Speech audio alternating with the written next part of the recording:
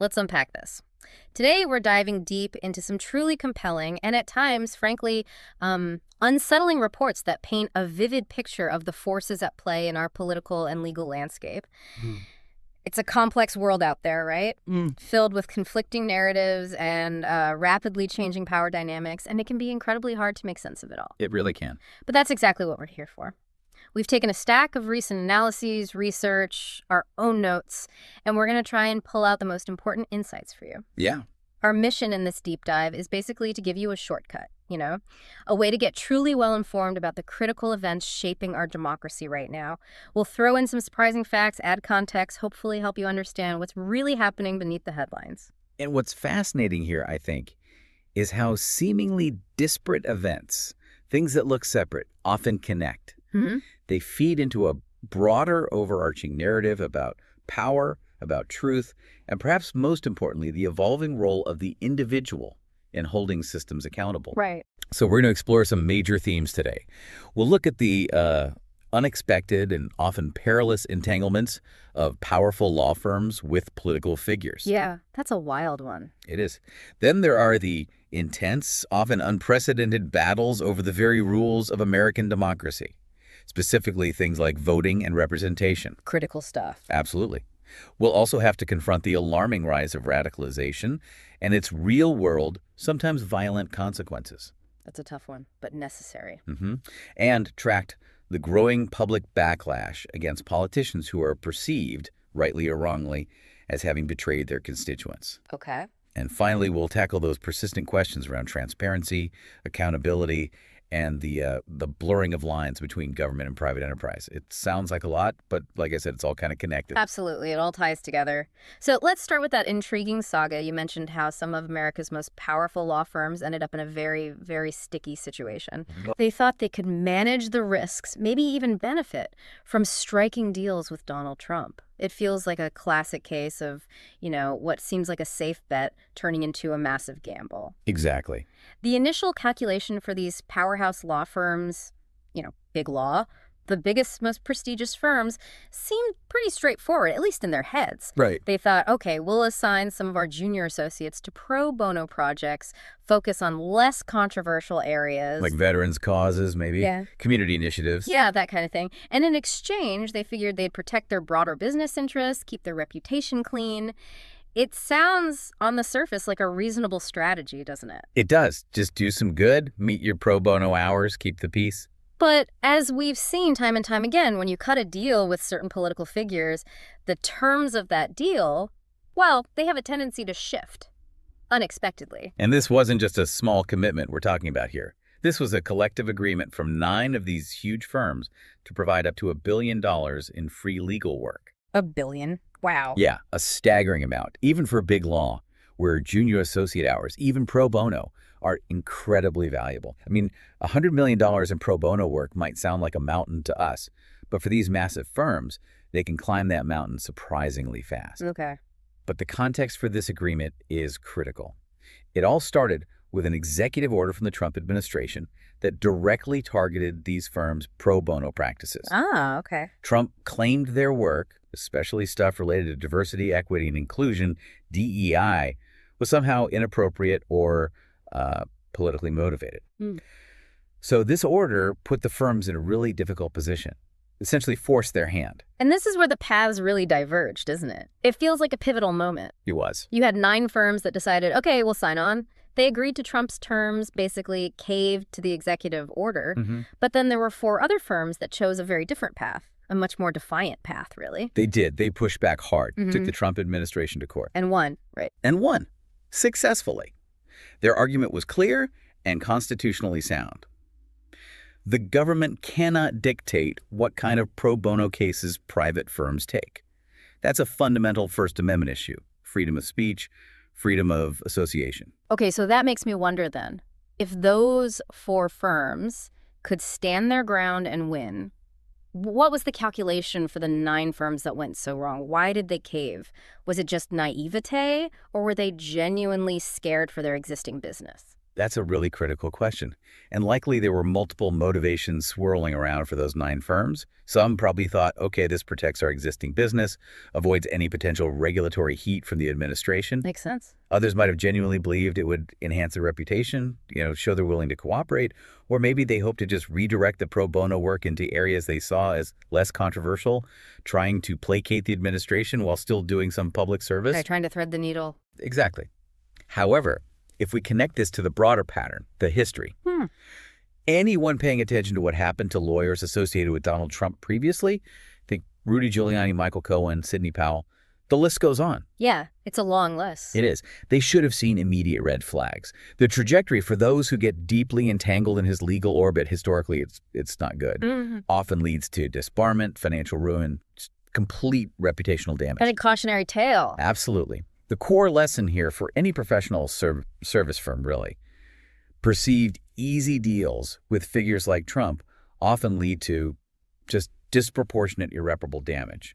It reveals a kind of Faustian bargain where any short-term gain just masks this huge long-term professional ruin. And here's where it gets really interesting and frankly kind of alarming, because Trump very quickly deviated from that original understanding. The initial deal was for, generalized pro bono work, community stuff, veterans causes, like we said. Right. But instead, he started seeking to use these same firms for high-stakes trade deals. A completely different ballgame. Completely.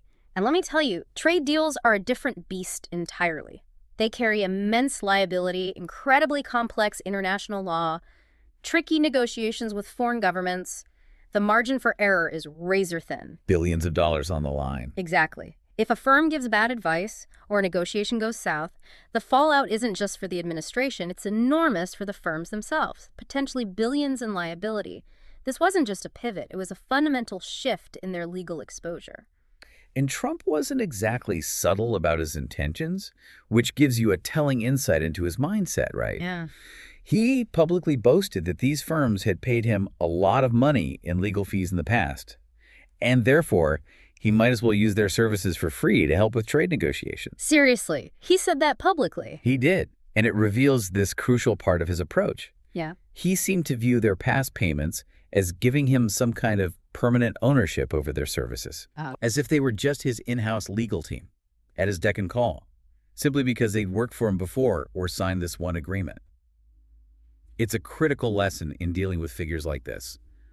You give an inch, and there's often an expectation they'll take the whole firm, pushing way beyond any initial understanding. It's a mentality of absolute leverage. And it wasn't just talk, right? There's actual evidence now. Yes. New reporting has presented concrete evidence directly linking 2 of those 9 firms, Kirkland & Ellis and Skadden Arps, to Trump's high-stakes trade deals. Okay.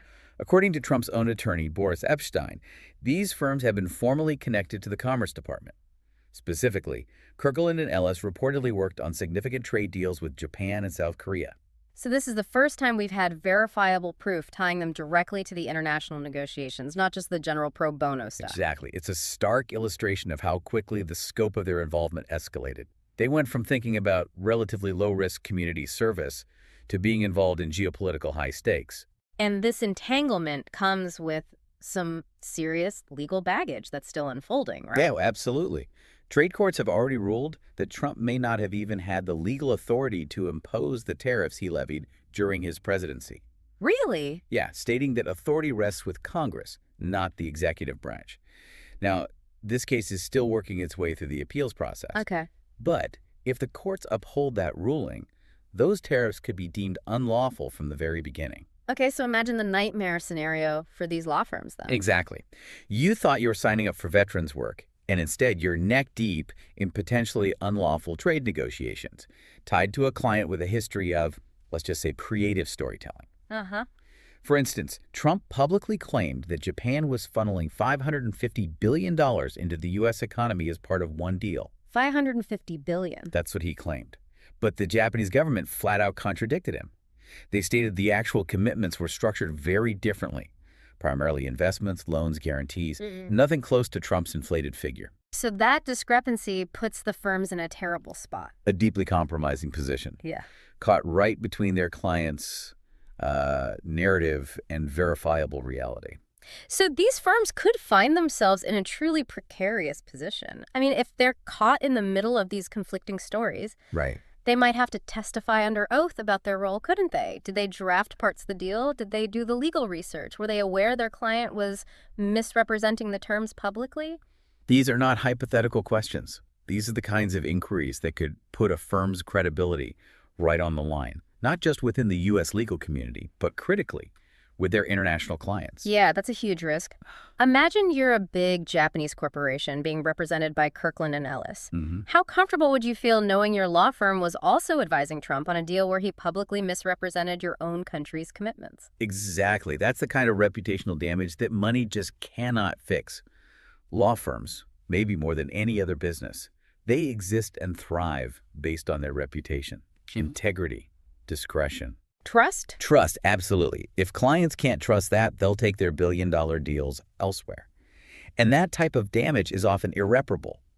We've already seen some fallout from this, right? Partners walking away from firms like Paul, Weiss, over the decision to engage with Trump. Right.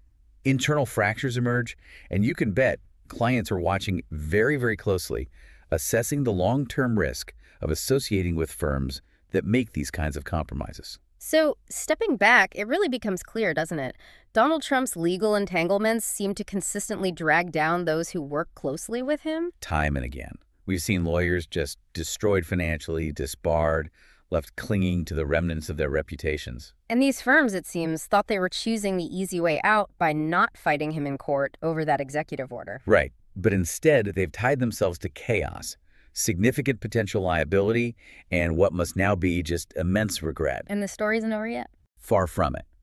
If the appellate courts, or maybe even the Supreme Court, ultimately rule definitively against Trump's tariffs, we're going to see even more fallout. What kind of fallout?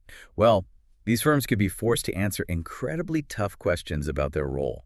They could face immense pressure from their foreign clients.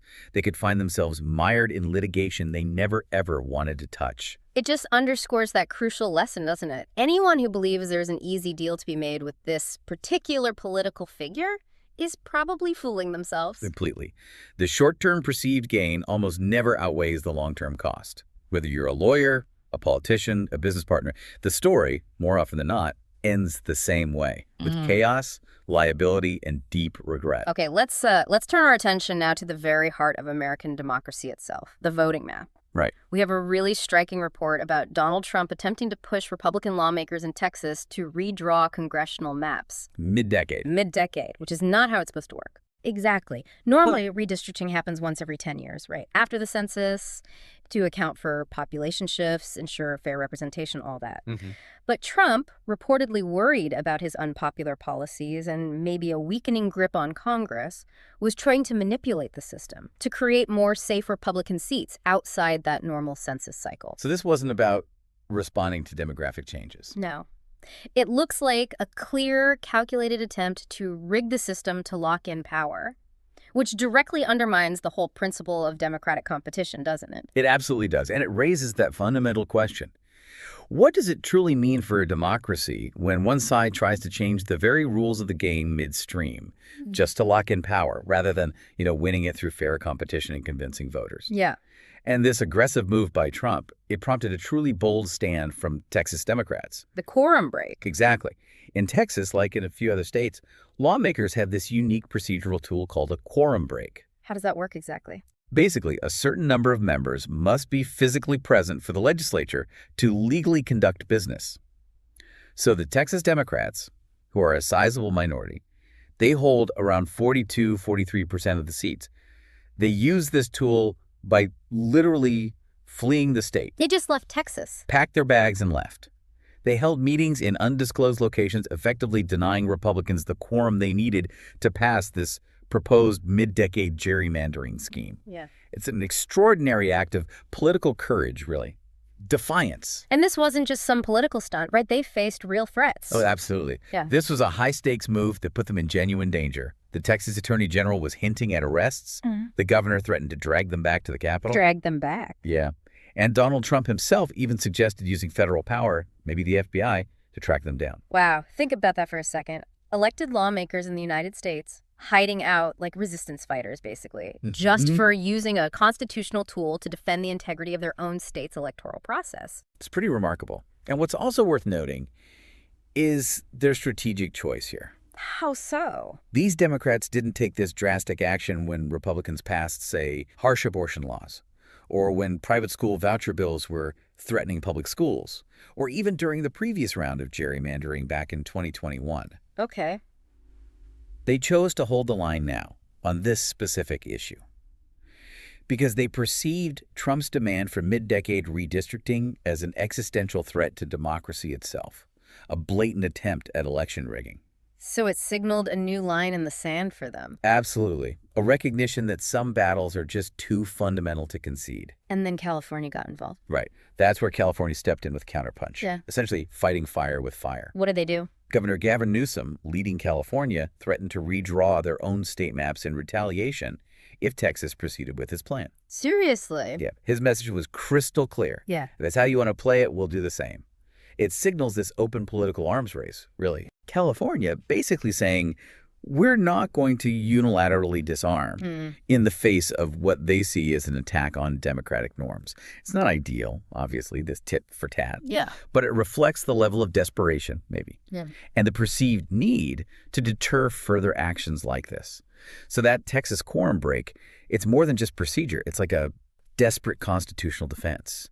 It reveals how deeply the rules of democracy are being stretched right now, pushing even traditional tactics to their limit when faced with perceived election rigging. So why does all this technical stuff, redistricting, quorum breaks, why does it matter to you, the listener, an everyday American? Right. Because democracy only works if the rules are agreed upon and followed by everyone. You and I, we might not like every outcome, right? Sometimes your side wins, sometimes it loses. That's the deal. But the deal falls apart entirely if one side decides to just rig the scoreboard mid-game. Exactly. Gerrymandering might sound like a boring technical detail. It kind of does. It does. But it directly decides who holds power in this country. If Trump could successfully pull strings to carve out, say, 5 more safe Republican seats in Texas, that could directly translate to control of Congress. And control of Congress means control over your health care, whether billionaires get more tax breaks while you potentially lose coverage, decisions about reproductive rights, even whether your public schools get fully funded or just left to wither. So these aren't abstract political debates. Not at all. They have direct impacts on your daily life, on your kitchen table, as they say. Gerrymandering may sound technical, but it directly decides who holds power and therefore who makes the decisions that hit your kitchen table. Is there any upside to this conflict? Well, maybe the positive side is the rising public awareness. We've seen a real surge in online searches for gerrymandering and redistricting. Oh, interesting. Yeah, and explanatory videos on the topic have gone viral. It indicates this growing public awakening, I think. People are realizing that democracy isn't just under attack from, highly visible events like January 6th. It's also being eroded more insidiously by lines drawn on maps that effectively decide which votes count and which ones, well, don't really matter as much. And that awareness itself is a form of power. It is, because once people truly see the game being played, they can start demanding change. They can push for the integrity of the process. Now, you mentioned this quorum break isn't entirely new in Texas. That's right. It's a tactic that's actually been used for over a century there. Back in the early 2000s, for instance, Democrats used it to fight Tom DeLay's mid-decade redistricting scheme. Okay, so there's precedent. There is. But the stark difference between then and now is, well, it's chilling. How so? Back then, it was met with some political pranks, maybe some jokes. A legislator might send a pizza to the hiding Democrats, that kind of thing. Okay. Nobody was seriously talking about arrests or FBI raids. Today, the rhetoric is so much darker. The threats are sharper. We're talking open threats of arrest, suggestions of using federal power, violent threats online, even bomb scares targeting the locations where they might be. That's a huge difference. It shows just how frayed our civic fabric has become, how deeply trust has eroded. Things that used to be settled with debates, negotiations, even political hardball. Now they're met with intimidation. It marks a really dangerous shift in our political discourse, where simply trying to adhere to the rules becomes an act of defiance met with threats. So what's the path forward here? What were the Texas Democrats hoping to achieve beyond just stopping that one bill? Well, their immediate goal was certainly to raise national awareness, to highlight just how serious this moment is. The hope, perhaps, is that the threat of mutually assured destruction between states like Texas and California, The arms race you mentioned. right, where one side's cheating could potentially be negated by the other's retaliation. Maybe that pushes Republicans to back down, not out of some newfound commitment to fairness necessarily, but because the cost of cheating could just cancel itself out. A pragmatic calculation. Possibly. But in the broader picture, the ultimate endgame have to be fixing democracy itself. Right. This isn't just about defending it when it's under attack, but fundamentally reforming it so it genuinely works for working people. That means fair maps, protected voting rights, and leaders who actually abide by the same set of rules as everyone else. Okay, let's pivot now. This is to a deeply disturbing yet crucial aspect of our current environment. Right. The collision of toxic politics, pervasive conspiracy theories, and just unchecked rage, all playing out with real-world violent consequences. We need to examine what happens when delusion manifests as actual danger, when belief systems get so distorted they justify horrifying acts. That's a difficult but necessary conversation. Consider the chilling case of Stephen Regini up in Maine. Earlier this year, he live-streamed a shootout with police. He was claiming he was being persecuted for his anti-abortion and anti-gay rights beliefs, even as he held his own baby daughter hostage. If you only heard his side, his narrative, it might sound like a man unjustly under attack, a victim of state overreach, maybe. But the reality, as reported, starkly contradicted that narrative. Stephen Regini had apparently been deeply steeped in right-wing Christian nationalism, QAnon conspiracies, and NGA propaganda. Okay. The alleged reality was a tragedy rooted in domestic abuse. Reports say he allegedly shoved his girlfriend, the teen mother of his baby, into a wall. She called the police. Right. When state troopers arrived, he reportedly grabbed an assault rifle, took his daughter as a hostage, and began firing at the officers. He eventually killed a police canine before being apprehended. So his framing of this as a holy war or a righteous fight against an evil liberal state. It's a classic example of how deep immersion in radicalized narratives can lead individuals to reframe personal failures or even outright criminal violence as some kind of heroic stand against an imagined enemy. It's this dangerous psychological reprogramming where abusers claim victimhood and criminals see themselves as martyrs. And when political figures and media normalize that kind of rage, It acts as a kind of moral reprogramming, doesn't it?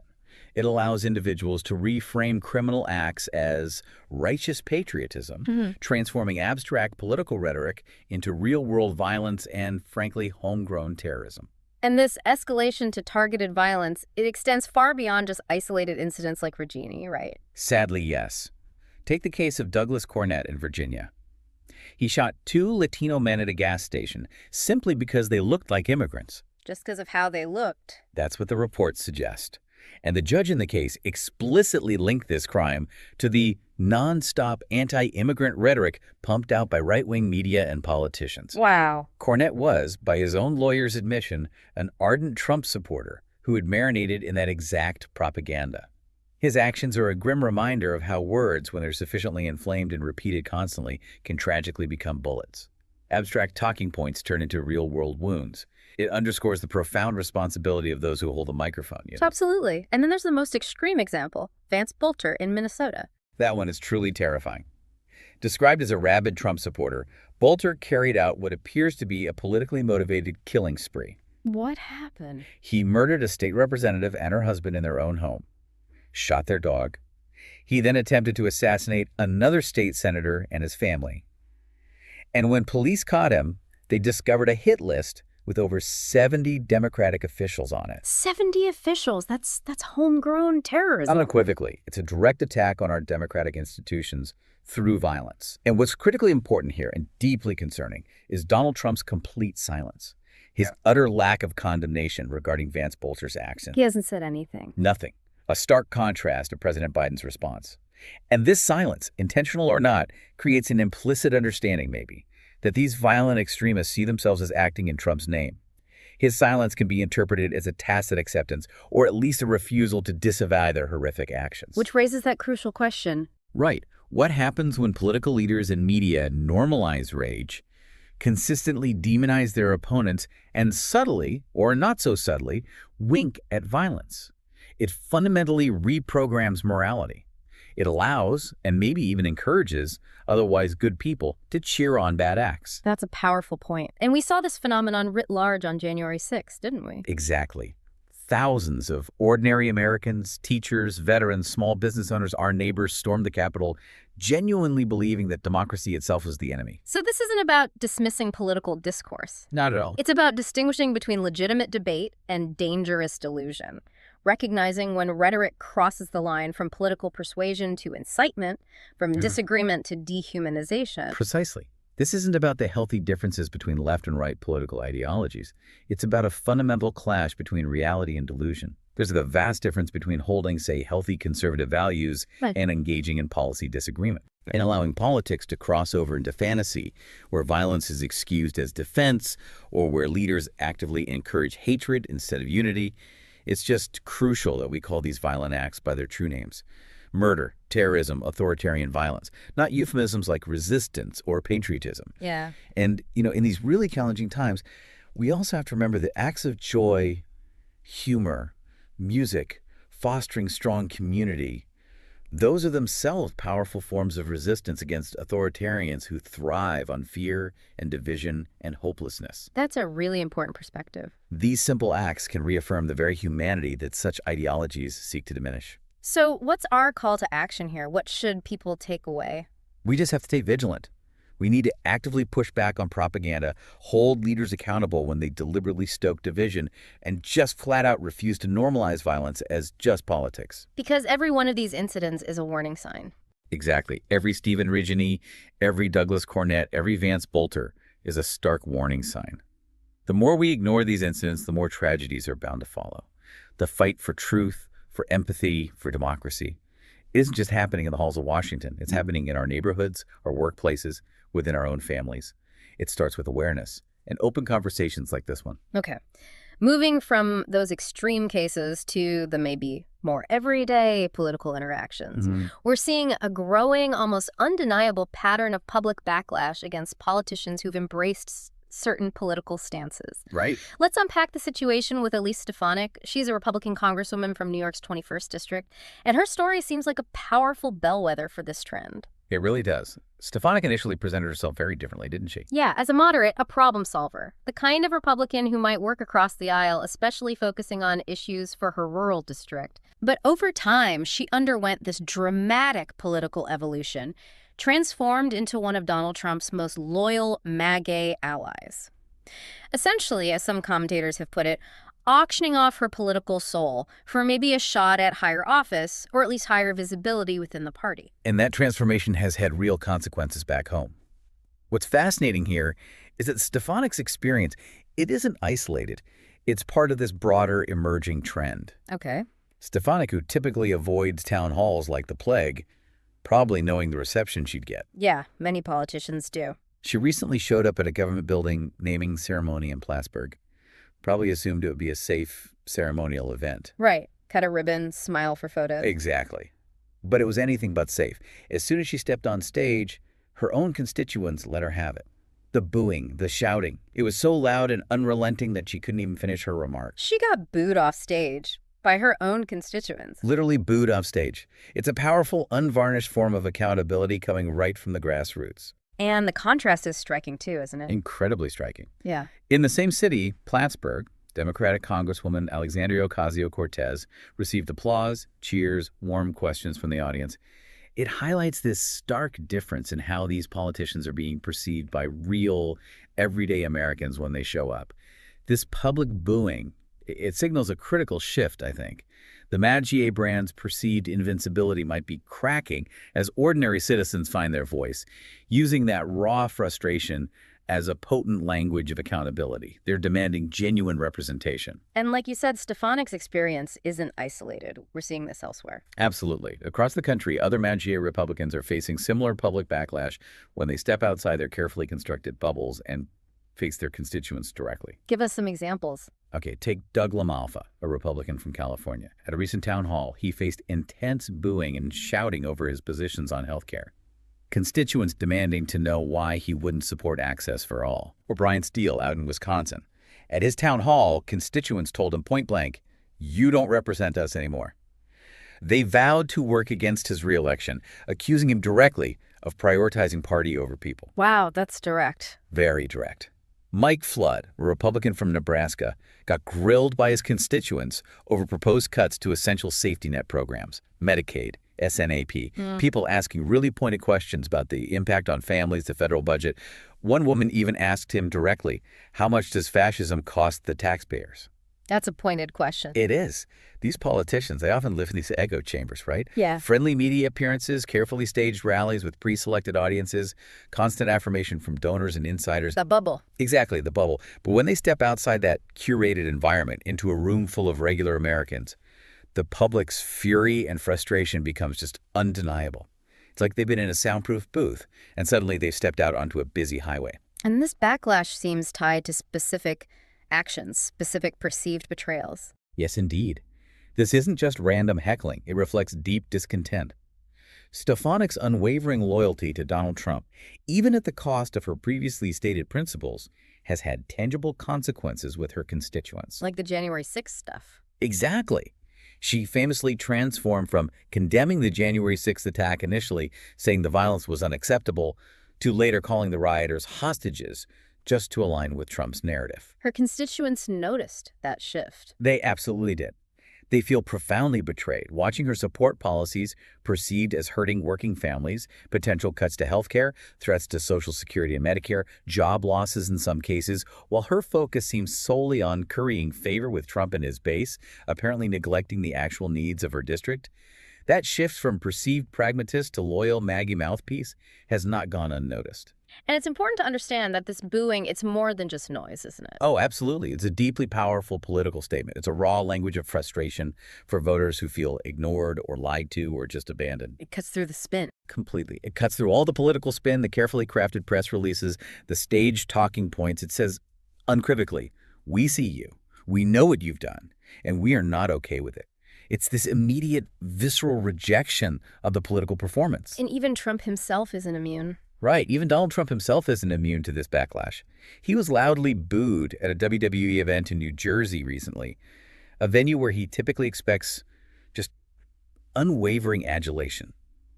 It demonstrates further that this public discontent isn't confined to a few specific political events or just certain constituencies. It seems to be a broader, more volatile sentiment bubbling up. So what's the takeaway from all this? What does it signify? Well, I think the big takeaway is that the Meiji brand, which once seemed almost untouchable in certain parts of the country, is undeniably showing cracks. Regular people are beginning to push back. They're refusing to be silenced or ignored. They're showing up. They're showing up, speaking out, directly confronting hypocrisy. The fact that politicians like Elise Stefanik can't even finish a ceremonial speech in their own district without being drowned out by boos, that should be a powerful indicator. It underscores a fundamental truth about democracy. It relies on engaged citizens who demand answers, call out hypocrisy, and make their voices heard. This feels like a clear sign that engagement is growing, and with it, the potential for real accountability that could shift political tides. Okay, and now let's explore a very different but equally critical kind of entanglement. This one challenges the very definition of American capitalism and the relentless pursuit of transparency. All right. We're talking about the ongoing battle for the Jeffrey Epstein files and Donald Trump's push for a U.S. sovereign wealth fund. Let's start with the Epstein files. The story just continues to underscore a deeply troubling lack of transparency, doesn't it? It really does. The House Oversight Committee issued a clear, legally binding subpoena to Trump's Department of Justice. They demanded all Epstein-related files by August 19th, 2025. This wasn't a suggestion. It was a firm legal obligation. Right. The subpoena carries legal weight. And the DOJ, quite simply, violated it. They ignored the deadline. Instead, Oversight Chair James Comer, who's known as a staunch Maggie loyalist, publicly accepted the DOJ's promise to just trickle files in. Trickle them in. Yeah, which effectively greenlights a coordinated effort to delay, drip feed, and ultimately maybe bury the truth. It allows for cherry-picking of information, redactions specifically designed, it seems, to protect powerful individuals rather than revealing the full scope of Epstein's network. And what's fascinating here are the deliberate stalling tactics at play. While the DOJ ignored the subpoena, the Oversight Committee chose to depose former Attorney General Bill Barr. Okay, and what did Barr say? Predictably, Barr swore up and down that Trump's name was never in the Epstein files.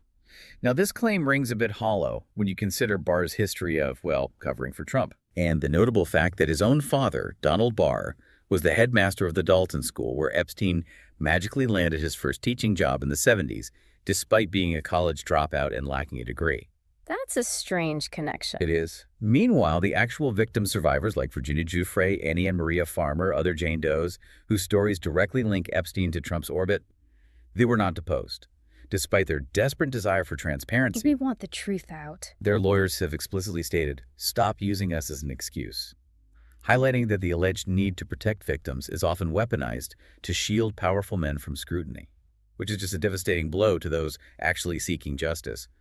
The stonewalling of the Epstein files and the apparent protection of powerful individuals, it highlights a system where transparency feels weaponized and accountability becomes this performance designed to shield elites rather than deliver justice. And the stalling extends to key witnesses too, right? Like Ghislaine Maxwell. Exactly. Ghislaine Maxwell's scheduled deposition with the House Oversight Committee was mysteriously postponed. Before that, the Trump DOJ spent 10 hours with her, then moved her to a remarkably cushy minimum security prison in Texas, a facility that sex traffickers typically don't even qualify for. That seems unusual. It suggests a level of leniency not usually afforded to such offenders. Then her lawyers set these highly restrictive conditions for her deposition. Delay until after appeals, pre-submitted questions only, the possibility of pleading the fifth. All of which Comer conveniently agreed to. So it looks like a deliberate effort to delay and obstruct. It certainly looks that way. A deliberate effort to block any meaningful revelation. Furthermore, there are documented ties between Trump and Epstein that directly contradict Barr's claims. We talked about those earlier. Right. Trump publicly praised Epstein in the 90s. Terrific guy. Liked women on the younger side. They were photographed together. Reports of events at Mar-a-Lago with underage beauty pageant contestants. Epstein's ex-girlfriends claiming Trump groped them. Trump even sent Epstein a signed book inscribed, "You're the greatest ever, Jeffrey." These aren't just rumors. No, these are existing, documented connections. And you mentioned the files were already prepped. Yes, it's also been revealed, admitted by former Florida AG Pam Bondi, actually, that these files were fully prepped by over 1,000 DOJ lawyers and FBI agents way back in February. 1,000 lawyers? Yeah, which implies that any redactions being done now were specifically aimed at scrubbing Trump's name from the record, rather than some legitimate effort to gather new information or protect innocent parties. And while this is happening, the narrative is being spun differently. Oh, yeah. While all this unfolds, the right-wing narrative, bolstered by Barr's testimony and Comer's complicity, tries to push the idea that Trump was never implicated. They often pivot to blame Bill Clinton, a common tactic to divert attention. So it raises that big question. Why are these files so zealously guarded? Why do victims continue to be sidelined while the system appears to prioritize shielding powerful men? The true stakes are immense. A 53-page indictment detailing Epstein's crimes and naming co-conspirators already exists. It could be released. But it hasn't been. Nope. Interview transcripts with Ghislaine Maxwell could be made public. Those infamous John Does or Jane Does lists, legal documents still under seal. Many speculate they contain names of very high-profile individuals.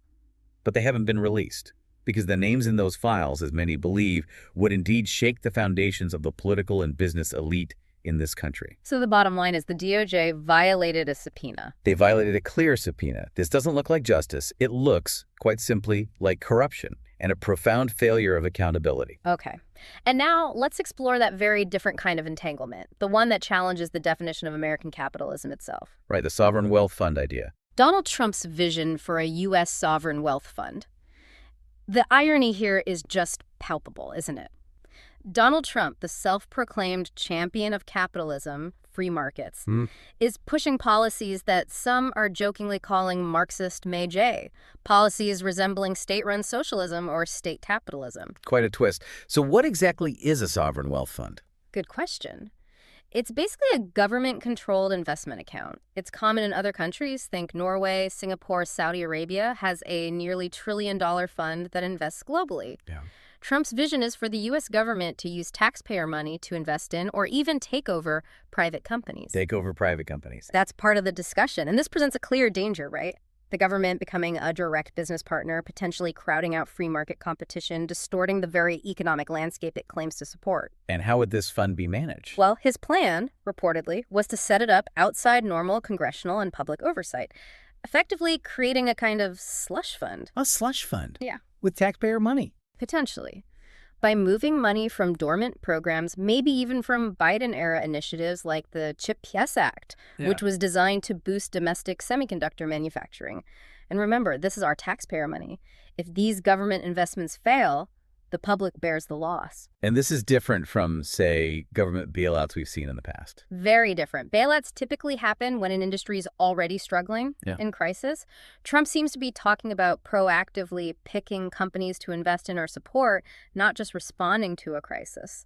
That's a significant departure from typical U.S. economic policy. Have we seen examples of this kind of government intervention already? We have under his previous administration. With Intel, which has been struggling, Trump proposed the U.S. government buy-in using CHIPS Act money, suggesting direct government equity, not just subsidies or grants. Okay. With NVIDIA, a leading tech company, he apparently expressed willingness to trade Chinese market access for a 15% government profit cut, which raises serious national security concerns about the government leveraging market access for its own financial gain. When U.S. Steel was acquired by Japan's Nippon Steel, Trump's team approved the deal but demanded a golden share. A golden share. Yeah, giving the U.S. government veto power over certain company decisions. Highly unusual intervention in a private acquisition.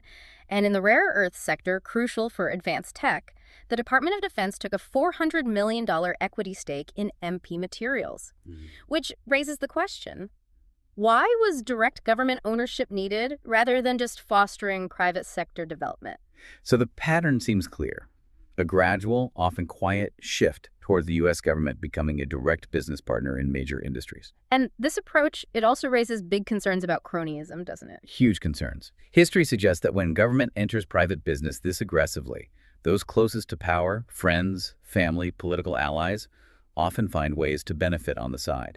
It creates opportunities for self-enrichment, conflicts of interest. Especially given Trump's track record. Exactly. Given Trump's track record of mixing politics and business, it's not a stretch to imagine such an experiment primarily lining the pockets of insiders. This Marxist Medvedev vision, as you called it, of a sovereign wealth fund, it paradoxically pushes the U.S. towards state capitalism. It mirrors models that conservatives have traditionally opposed, raising profound questions about free markets, cronyism, and taxpayer risk as the government becomes a direct business partner. So what's the takeaway from all this? We've taken a really deep dive today into some truly challenging reports, from the legal world, the halls of power, to the very fabric of our society. We've seen how powerful entities can get entangled in unexpected ways, how the very rules of our democracy are being challenged, how radicalization can lead to real-world violence, and how citizens are pushing back against perceived betrayals. We also explored the critical need for transparency and those blurring lines between government and private enterprise. And each of these threads, while they might seem distinct, they really weave into this larger tapestry, don't they? A tapestry of power, accountability, and the ongoing struggle for what defines American governance and society. In the grand scheme, Trump's economic approach seems to be leading the U.S. toward a model of economic nationalism, almost akin to China's playbook, a model conservatives have traditionally opposed and warned against. And these moves can be subtle. Very subtle, often quiet, buried in executive orders or specific deals, usually presented as being in the national interest. But once that precedent is set for widespread government ownership across industries, it becomes incredibly difficult to reverse. The slippery slope here is very real. It's a slow creep that can fundamentally alter the nature of our economy without much public debate. And ultimately, who pays the price if it goes wrong?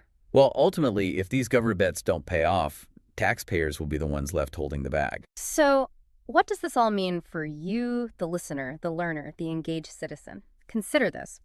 In an era where the lines between political power, personal enrichment, and public trust are increasingly blurred, and where threats to democracy come not just from abroad, but very much from within, what is your role? Your role in distinguishing between a legitimate debate and a deliberate attempt to rig the game? How does the balance of power truly shift when accountability becomes just a performance and truth itself becomes a kind of commodity? These aren't just academic questions for political scientists. They are fundamental challenges to the very system you participate in. Your understanding, your engagement, your vigilance, they're more critical than ever in discerning when the rules are being bent or broken and what that truly costs all of us.